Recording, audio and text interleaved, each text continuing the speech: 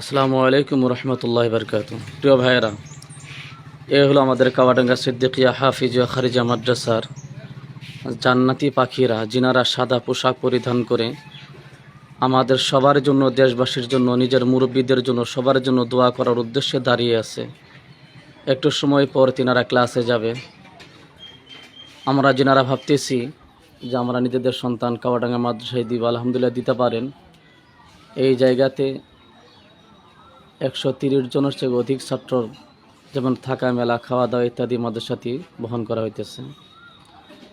সকলে দোয়া করবেন, সকলে নজর রাখবেন এই মাদ্রাসার প্রতি, যেন এই মাদ্রাসা এই এলাকারদের জন্য, সমস্ত গ্রামবাসী, প্রতিবেশী যারা দান করে সবার জন্য যেন জান্নাতের জরিয়া হতে পারে। সবাই ভিডিওটা শেয়ার করবেন, কেননা এটা হলো কাওয়াডাঙ্গা সিদ্দিকিয়া হাফিজিয়া খারিজা মাদ্রাসা, যেটা কাওয়াডাঙ্গাতে স্থাপিত করা হয়েছে 1982 সালে।